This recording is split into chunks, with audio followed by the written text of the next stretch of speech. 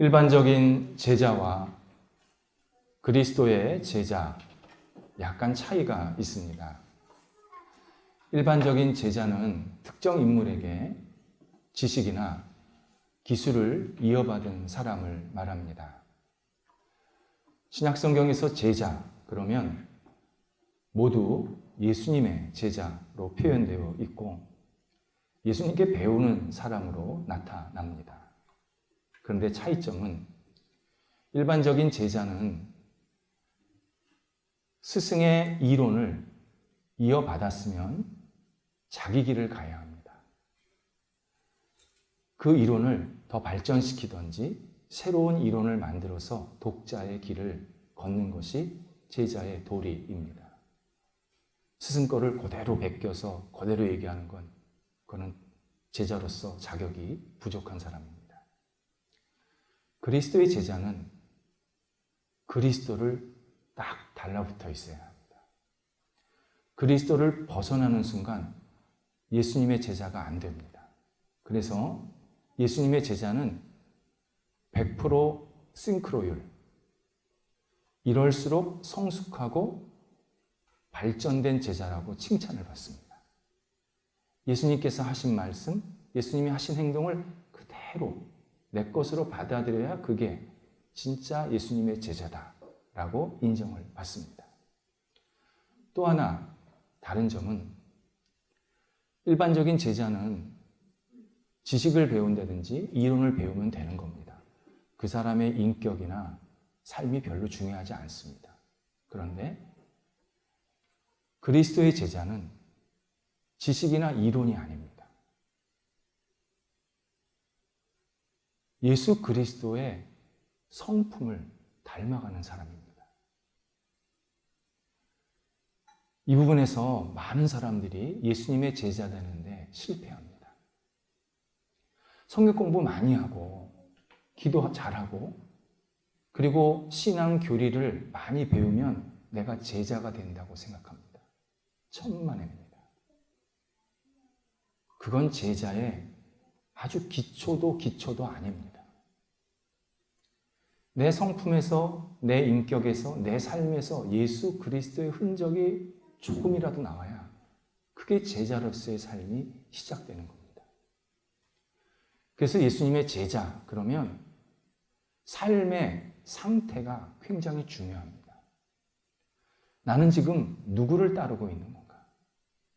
나의 모델이 누군 건가? 나 지금 어떻게 살아야 되는가? 이 질문이 계속 먼저 나와야 합니다. 그래서 예수님의 제자, 그러면 한마디로 예수님과 같이 사는 사람입니다. 요한복음 1장에서 세례 요한을 따라다니던 두 사람이 예수님께 찾아옵니다. 그리고 예수님께 어디 계십니까? 라고 묻습니다. 예수님, 어디 사십니까? 거주하는 곳이 어디십니까? 일종의 주소를 묻는 거였습니다. 예수님께서 주소를 말씀하시지 않고 와 보라. 너 나와 함께 살자. 나와 같이 생활하자. 라고 말씀하십니다. 이때 두 사람이 과감히 자기의 삶을 정리하고 예수님께 가서 함께 생활합니다. 이게 요한복음의 첫 번째 제자라고 우리한테 알려줍니다. 요한복음의 제자는 다른 복음서와는 달리 예수님과 같이 산 사람. 물론 다른 복음서도 결국 같이 살게 되지만요. 처음서부터 예수님과 같이 살겠다고 온 사람. 그 사람이 예수의 제자가 된 시작점이었다. 이렇게 우리에게 설명하고 계십니다. 예수님의 제자는 우리가 생각하는 것보다 굉장히 예수님과 긴밀한 관계입니다. 예수님이 일어나시면 같이 일어나고 예수님이 어디론가 가시면 끝까지 쫓아가고 예수님이 말씀하신 그 한마디라도 가능하면 놓치지 않고 그대로 내 삶 속에서 행동하고 예수님께서 누구 사람을 대하시는 모습을 보면 나도 똑같이 그 사람을 대할 줄 아는 그런 태도. 이게 예수님의 제자입니다. 그러니까 예수님을 보면 제자들을 분리할 수가 없는 겁니다. 제자들이 예수님이고 예수님이 제자고 이게 예수님께서 말씀하신 제자의 의미였습니다. 지금도 마찬가지입니다. 교회에 자주 나오는 게 제자 되는 게 아닙니다. 그분은 교회 출근도장 찍은 겁니다. 그리스도의 제자는 매일 그리고 매 순간 매일마다 예수님을 내 마음에 품는 사람입니다. 내가 어떤 행동을 할 때, 말을 할 때, 생각을 할 때 예수님처럼 말하고 예수님처럼 생각하고 예수님처럼 행동하는 사람, 그것이 더 예수님과 긴밀하게 되면 될수록 그 사람은 예수님의 진실한 제자가 됩니다. 가끔 나와서 저 왔어요? 그게 제자가 아니라 매일 매 순간 어떤 시간에도 예수님이 내 영혼의 중심, 내 삶의 중심이 되셔서 그분을 통해서 내가 세상을 바라보고 그분을 통해서 사람들을 대하고 그분을 통해서 이 땅을 살아가는 그 삶, 그것이 예수님의 제자입니다. 당연히 어렵습니다. 그래서 예수님의 제자는 인간적인 노력이나 열심으로 불가능합니다. 성령의 도움을 받아야 합니다. 성령이 나를 인도하시고 나를 붙잡아 주시고 내가 예수님의 제자로 살아갈 수 있도록 계속 이끌어 주셔야 내가 제자로 살 수 있습니다. 어떤 분이 최근에 이런 질문을 하셨습니다. 성령의 도움을 어떻게 받을 수 있습니까? 한마디로 말할 수가 없습니다. 성령은 우리가 오세요 그러면 오시고 가세요 그러면 가시는 분이 아닙니다. 가끔 성령 집회라 그래서 자기들이 막 성령 오세요 그러면 막 임하고 그리고 오늘은 끝났습니다 그러면 임하지 않고 그런 약간 요상한 모임이 있습니다. 가까이 하지 마셔야 합니다. 신약성경에 보면 성령이 임하시는 공통점은 있습니다. 어떤 사람에게 임하시는지 그건 성령의 자유고 능력이신데 근데 공통점은 있었습니다. 간절함입니다. 저 성령 없이는 못 삽니다. 저 성령의 인도하심이 있어야 내가 이 땅을 하루라도 한순간이라도 살 수 있습니다. 성령님, 저 좀 도와주세요. 저를 인도해 주세요. 간절한 마음으로, 정말 간절한 마음으로 성령을 구할 때 성령께서는 우리와 함께 하시고 그리고 가장 적당한 때, 적당한 방법으로 한 사람 한 사람에게 임하시는 것은 성경에서 확인할 수 있습니다. 성령은 집단적으로 임하지를 않고 한 사람 한 사람에게 인격적으로 임하십니다. 그래서 그 인격이 그 성령님을 간절히 구할 때, 간절히 의지할 때 성령의 인도함을 받게 됩니다. 우리도 성령의 인도함을 간절히 구할 때 성령이 없이는 내가 살 수 없습니다. 이런 분명한 신앙 고백이 있어야 합니다. 내가 막 살다가 뭐가 좀 안 되면 저 좀 도와주세요가 아니라 처음부터 내가 어떤 일을 계획할 때나 일을 행할 때나 또 어떤 사람들을 만날 때나 성령님 저 오늘 도와주세요. 제가 이런 거래처 사람들을 만납니다. 이런 학생들을, 이런 선생님을 만납니다. 이런 친구를 만납니다. 저를 도와주세요. 저를 인도해 주세요. 간절한 마음으로 성령께 구할 때 성령께서는 계속 우리를 선하게 이끌어 주셔서 그리스도의 제자로서 예수님 중심으로 살아가는 삶을 살게 만드십니다. 32절에서 예수님께서 나를 믿고 내 제자가 되면 너희에게 큰 유익이 있다 말씀하십니다. 이 유익이 그냥 경제적으로 약간 도움이 된다든지 아니면 사람들에게 칭찬받는 정도가 아니었습니다. 진리를 알게 된다. 놀라운 경험을 하게 하시겠다는 겁니다. 여기서 안다라는 것은 머리로 이해한다라는 뜻은 아닙니다. 삶으로 받아들이다, 영혼이 깨우치다, 그대로 흡수하다. 여기서 알다가 흡수하다가 가장 맞는 표현입니다. 흡수하다. 내가 이 진리를 흡수하다. 그냥 내 삶으로 그대로 받아들인다. 영혼으로 받아들인다라는 뜻입니다. 진리의 요체는 예수 그리스도입니다. 예수 그리스도에게서 나오는 모든 것들은 진리입니다. 그분의 판단 완벽한 진리입니다. 그분은 진리로 세상을 창조하셨고 세상을 심판하십니다. 그리고 우리 한 사람 한 사람을 이끄시는데 모두 진리를 가지고 이끌어 가십니다. 이때 예수님과 진리와의 관계를 좀 우리가 정돈을 해야 합니다.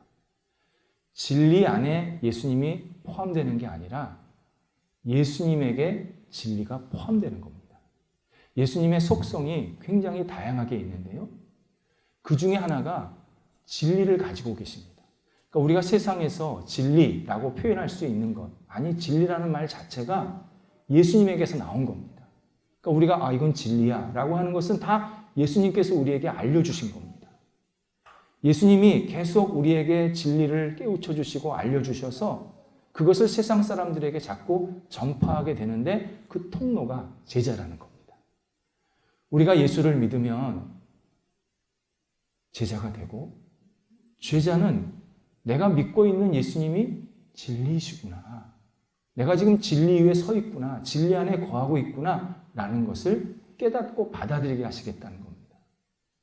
우리 신앙을 한번 돌아보시기 바랍니다. 내가 처음서부터 예수 믿을 때 이분은 진리야, 나 이분 믿을 거야, 그런 분 거의 없습니다. 저부터도 그냥 좋아서 믿었습니다. 교회를 갔는데 너무 이건 뇌물이야. 교회 갔는데 처음 갔는데 너무 좋은 거예요. 교회가. 누가 나한테 설명한 것도 아닌데. 그러니까 그냥 그렇게 교회를 다닌 거죠. 그러다가 예수님의 제자가 되고 예수님을 만나면서 내가 믿고 있는 분이 이게 진리구나. 내가 지금 진리 위에 서 있구나. 내가 잘못된 길이 아니구나. 이걸 나중에 깨닫게 된 겁니다. 똑같은 경험을 누구든지 한다는 겁니다. 처음에는 뭣도 모르고 예수님을 믿었는데 믿다 보면 제자가 되고 그 제자가 내가 지금 진리 안에 거하고 있다는 것을 계속 깨닫게 만드시겠다. 받아들이게 만드시겠다. 그렇게 약속을 하십니다. 예수님께서 주신 진리의 몇 가지 특징 그리고 능력이 있습니다. 첫 번째는 진리를 받아들이는 모든 사람들을 구원으로, 복으로 주는, 인도하는 능력이 있습니다. 사람은요, 어떤 일을 할 때 일장일단이 있습니다. 진짜 말 그대로 일장일단입니다. 뭘 하나 잘하는 게 있으면 부족한 게 있습니다. 모든 사람들은 다 어떤 일을 할 때 이런 빛과 그림자를 다 가지고 있습니다. 그래서 사람이 손대는 것은 항상 잘 되는 게 있고 안 되는 게 있는 겁니다. 근데 대부분 안 되는 게 더 많습니다. 하여튼 사람 손이 들어가면 망가지는 게 많습니다. 내가 돈을 벌었다. 누군가 돈을 쓴 겁니다. 그분이 좋아서 쓴 것도 있겠지만 그분이 돈을 잃어버릴 수도 있습니다. 그냥 잘못 실패할 수도 있는 겁니다. 그러면 누군가는 그 돈을 받아가는 겁니다. 인간 사회를 보면 꼭 플러스가 있고 마이너스가 있는 겁니다. 우리가 먹는 약도 그렇습니다. 요즘 약이 정말 대단히 발전되고 있습니다. 옛날에 좋은 약 그러면 굉장히 컸거든요, 약이. 요즘에는 좋은 약들이 다 약이 작아요. 먹기 좋아요. 그리고 먹으면 딱 그 아픈 부위만 치료하는 그런 놀라운 효능이 있어요. 요즘에 계속 그게 속속 등장하고 있습니다. 그런데 의사들은 아무리 좋은 약도 장기 복용하지 말라고 권유합니다. 그게 몸에 좋은 것 같아도 화학약품이잖아요. 약이, 인간이 만든 게. 몸에 좋은 것 같아도 한쪽은 좋게 만드는데 한쪽은 조금씩 성능, 기능을 저하시킨다는 겁니다. 그래서 약을 장기 복용하면 그 나쁜 부분은 고칠 수 있지만 좀 건강한 부분이 이렇게 내려갈 수 있다는 겁니다. 훼손이 될 수 있다는 겁니다. 그래서 오래 먹지 말라는 거죠. 아플 때만 먹으라는 겁니다. 사람 일이 그렇습니다. 그런데 진리를 받아들이는 사람들을 모두 복되고 구원으로 이끌어줍니다. 예수님을 믿는 사람들은 누구도 예외 없이, 차별 없이 그리스도의 자녀가 되게 하시고 은혜와 복을 누리게 만드십니다. 이때 예수님께서 저 사람에게 있는 구원과 복을 뺏어서 나한테 주시는 게 아닙니다. 예수님은 나에 맞는 내 성정과 내 형편과 내 여러 가지 상황들을 너무 잘 아시고 나에게 가장 맞는 구원과 복으로 계속 이끌어 주십니다. 남의 것 뺏어서 나한테 주시는 게 아니라 그냥 한 사람 한 사람에게 다 각자 놀라운 하나님의 은혜를 베풀어 주십니다. 그래서 천국은요, 비좁다고 생각할 필요 없습니다. 이렇게 많은 사람들이 예수 믿는데 천국 부족하면 어떡하죠? 그거 괜한 걱정입니다. 예수님은요, 천국보다 더 크신 분입니다. 그래서 우리가 인류가 전체가 다 예수를 믿어도 천국에 다 들어가서 널널하게 잘 살 수 있습니다. 예수님이 천국보다 훨씬 크신 분이기 때문입니다. 그래서 예수님은 우리 각자에게 다 알맞는 최고의 구원과 복을 허락해 주십니다. 진리가 그런 능력이 있습니다. 그래서 우리가 진리를 받아들이면 우리는 누구랑 비교하지 않아도, 누구랑 내가 뭐 잘했다 못했다 이렇게 서로 형평성을 보지 않아도 그냥 내 인생을 기쁨으로 살아갈 수 있는 그러한 은총을 베풀어 주십니다. 두 번째는 진리는 진정한 즐거움을 허락해 주는 능력이 있습니다. 모든 생명은요, 즐거움을 추구하는 본능이 있습니다. 동물도 있고요, 인간도 즐거움을 추구하는 본능이 있습니다. 이 본능 잘못된 거 아닙니다. 하나님이 우리 안에 넣어놓으신 겁니다. 예를 들어서 동물은요, 즐거움을 주로 육감적으로 느끼려고 합니다. 그러니까 대표적으로 먹잖아요. 동물들은 잘 먹잖아요. 동물들은 먹으면요, 그걸로 만족하면 더 이상 다른 즐거움은 찾지 않습니다. 뭐 그냥 종족 번식 정도 찾는 거죠. 그러니까 내가 만약에 먹이를 먹고 나면 그 다음에는 먹이 사냥을 안 합니다. 동물들은. 그냥 자기 만족을 해서 다음 배고플 때까지 그냥 어슬렁어슬렁 거리는 겁니다. 일부 약한 동물만이 먹이를 좀 이렇게 모아놓죠. 다람쥐 뭐 이런 것들이. 근데 그것도 그때 먹으려고 그러는 게 아니라 나중에 먹을 게 없을 때 그때 먹으려고 이렇게 보관해 놓는, 하나님이 그런 지혜를 동물들에게 주신 겁니다. 그냥 기본적으로 동물들은 먹으면 배부르면 배 두들기면서 끝이에요. 근데 사람은요, 이게 참 묘해요. 하나 가지고 즐겁지가 않아요. 밥을 배부르게 먹잖아요. 그러면 자연스럽게 물건을 사러 가요. 그래서 물건을 사면서 만족해. 그 나를 예쁘게 꾸미면서 되게 즐거워해요. 운동을 하면서 즐거워해요. 창의적인 일을 하면서 즐거워해요. 사람을 만나면서 즐거워해요. 그러니까 사람은 하나 즐거움으로 끝나는 게 아니라 계속 즐거움들이 연달아 있어야 돼요. 정상인 겁니다. 그런데 이 즐거움이 목적이 되면 그때 쾌락주의가 되는 겁니다. 그래서 이 쾌락주의에 빠지면요, 그때부터는 이 즐거움을 짜릿하고 감각적이고 자극적인 것을 찾게 되는 겁니다. 이때부터는 이제 인간의 죄가 시작이 되는 겁니다. 그러니까 즐거움을 찾는 것은 당연한 겁니다. 그것은 하나님이 우리한테 주신 본능입니다. 또 하나 즐거움에 우리 인간의 한계가 있는데, 즐거움을 찾았는데 금세 실증을 내요, 우리가. 똑같이 즐거운 일을 했는데 상황에 따라 즐겁지가 않을 때가 많아요. 몸이 아프면요, 만사가 귀찮아요. 즐거운 일을 했는데 내 마음에 근심이 있으면 전혀 즐거움을 못 느껴요. 똑같은 음식을 여러 번 먹으면요, 어느 순간 그 음식이 질려져요. 그래서 인간에게 있는 이 즐거움은 인간이 하는 행동에서 근본적으로 찾을 수가 없습니다. 항상 즐거움을 찾기는 찾는데 뭔가 부족한다든지 뭔가 아쉽다든지 한계를 계속 느낄 수밖에 없습니다. 인간이 진정한 즐거움을 찾는 것은 인간보다 더 위의 수준, 위의 단계의 어떤 분이 우리한테 즐거움을 주셔야 합니다. 그래야 진정한 즐거움이 생깁니다. 그 위의 단계가 바로 진리입니다. 예수 그리스도입니다.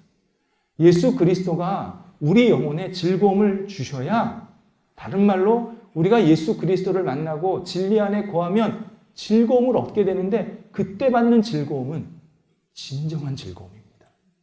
이 진정한 즐거움을 성경 언어로, 성경 표현으로 영원한 기쁨이라고 합니다. 영원한 기쁨의 특징이 뭐냐? 조건이 없어요. 우리가 뭘 하면 즐겁다잖아요. 근데 영원한 기쁨을 우리가 받게 되면요, 내가 몸이 아파도, 가난해도, 뭔가 일이 잘 안 돼도 기뻐요. 이유는 내 눈앞에 있는 게 다가 아니라는 걸 알기 때문이죠. 내가 내 행위를 통해서 즐거움을 받을 때는 이 행위를 해야 내가 즐겁지, 이 행위를 해야 즐겁지라고 생각했는데, 진리, 예수 그리스도가 주시는 즐거움, 진정한 기쁨을 받으면 내 앞에 있는 가난이나 어려움이나 고통이 있을지라도 그 다음 단계가 또 있지. 더 좋은 것을 나한테 지금 예비해 주셨지라는 것을 확신하기 때문에 기쁨을 잃어버리지 않습니다. 그래서 예수 그리스도를 만나고 진리 안에 거하는 사람은 진정한 기쁨으로 계속 살아갑니다. 사업이 안 되면 기도하면서 기쁘고, 내가 여러 가지 실패 속에서 있다 그러면 다시 이 과정을 통해서 나를 더 성숙시키지, 이런 기대감을 갖고 또 기쁘고, 끊임없는 기쁨을 우리들에게 허락하신 게 진리의 특징입니다. 누가복음 10장에서 마르다와 마리아 이야기가 나옵니다. 마리아가 예수님 발 앞에 앉아서 예수님 말씀 들으면서 예수님과 인격적인 교제를 했습니다. 너무 만족했습니다. 마르다는 되게 분주했습니다. 그래서 예수님께 저 마리아가 나도 도와주지 않고 있습니다, 막 불평을 합니다. 이때 예수님께서 이런 얘기하십니다. 마리아는 이 편을 택했으니 족하도다.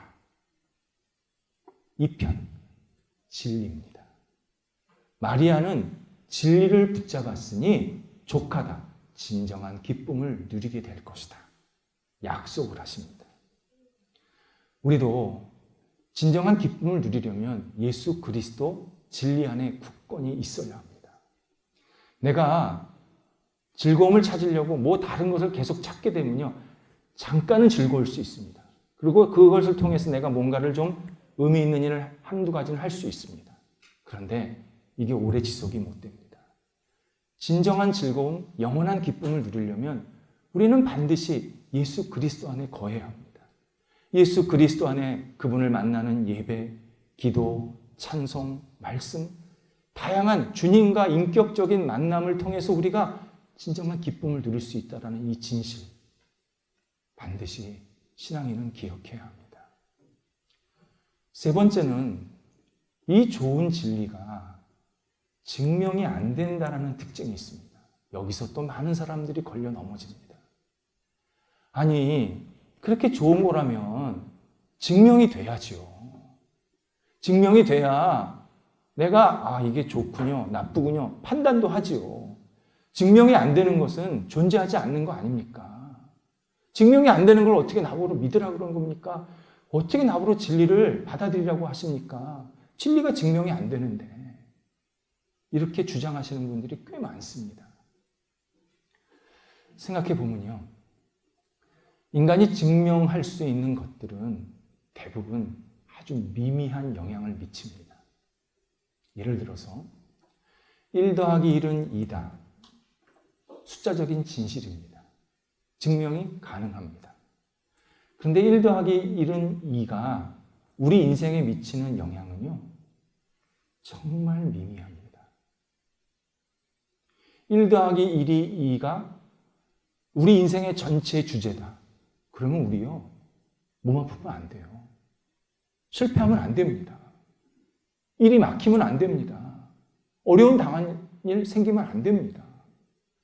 누가 내가 어려우려고 1 더하기 1을 합니까? 누가 열심히 삽니까? 누가 부지런합니까? 누가 최선을 다합니까? 내가 열심히 살았다, 최선을 다했다, 1 더하기 1을 한 겁니다.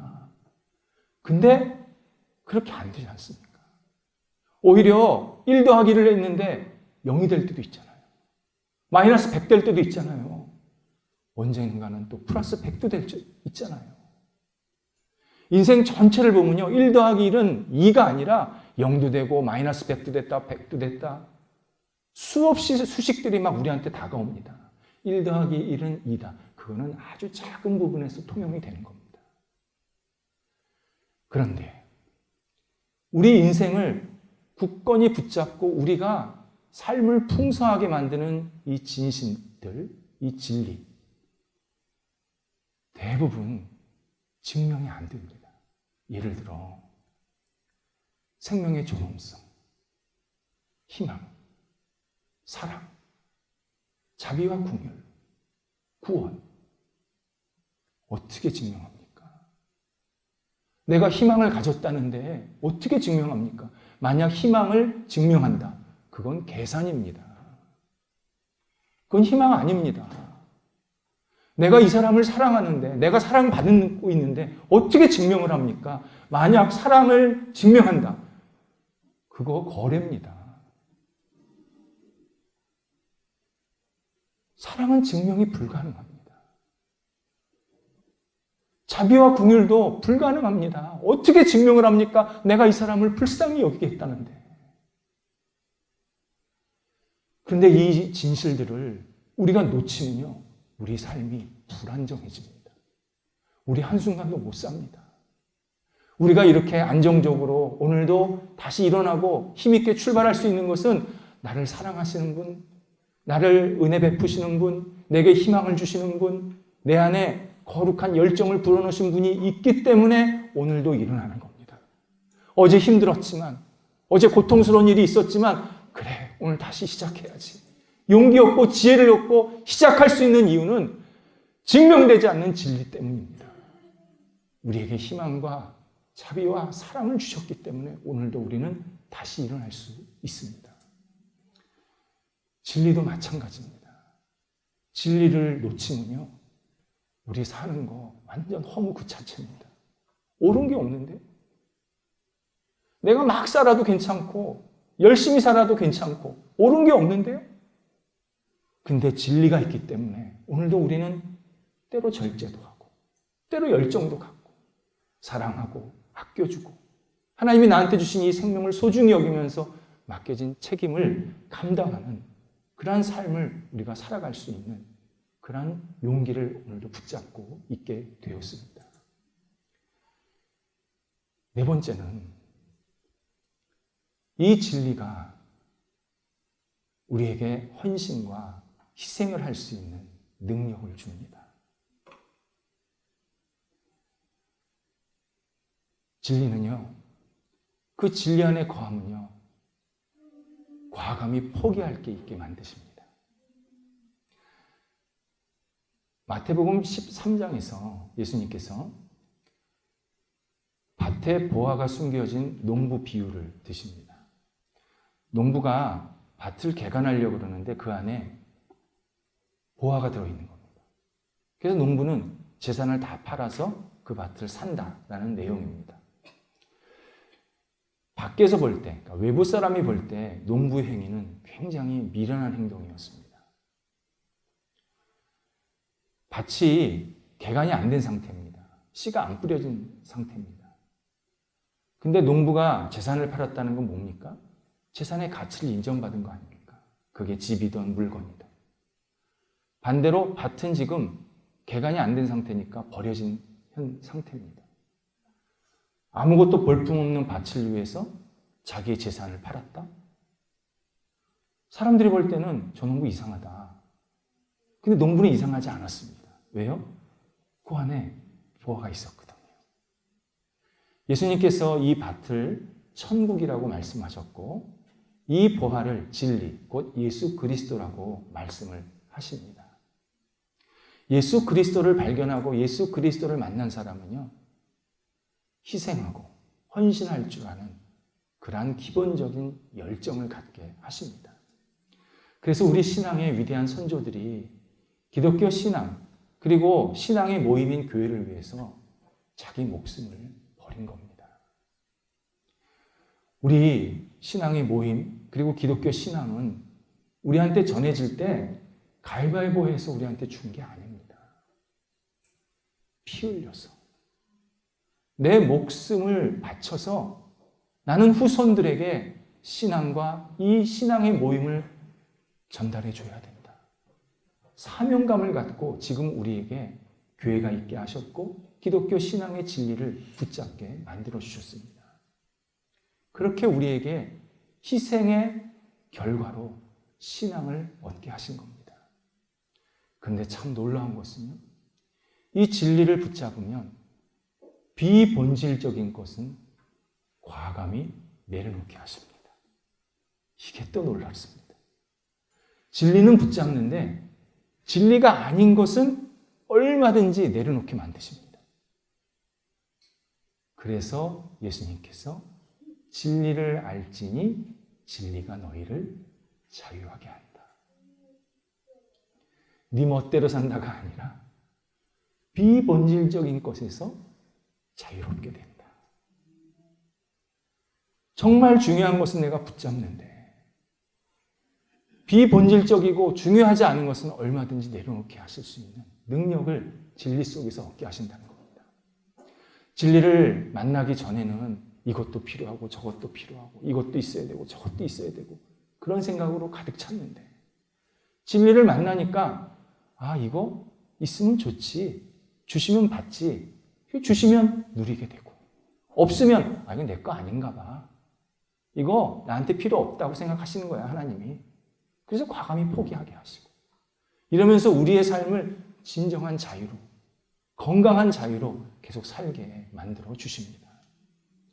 예수 그리스도를 믿으면 제자가 되고 그 제자는 진리를 깨닫게 된다. 받아들이게 된다. 최고의 복 중의 복입니다. 그래서 예수를 믿는 것은요, 우리가 생각하는 것보다 훨씬 우리를 더 멋지게 만듭니다. 우리는 그런 정도까지로 예상하지 못했습니다. 예수님을 믿을 때 나는 참 멋진 삶을 살 거야, 성숙한 삶을 살 거야, 그렇게 생각을 못했습니다. 근데 예수를 믿고 예수님의 제자가 되기 시작하게 되면 그때부터 내가 일반 세상의 사람들이 살지 못하는 정말 훌륭하고 존경하고 그리고 흠모할 만한 그러한 성숙한 삶을 계속 살게 하시면서 진리 안에서 진정한 기쁨과 자유를 누리게 만드십니다. 기도하겠습니다. 하나님, 저희가 진리 안에 거할 수 있도록 제자가 되게 하신 것 감사합니다. 부족하지만 예수의 제자로서 이 땅에서 아름답게 헌신하며 주 앞에 영광과 찬양을 돌려드리게 부족함이 없도록 저희들을 성령께서 붙잡아 주시옵소서. 성령께서 저희들을 한 발자국 한 발자국 이끌어 주셔서 주님의 뜻 가운데에서 거하게 도와주시고 하나님 안에서 진정한 감사와 자유를 누리며 하나님께 영광 돌리는 믿음의 삶이 계속 이어질 수 있도록 역사하여 주시옵소서. 예수님의 이름으로 기도드립니다. 아멘.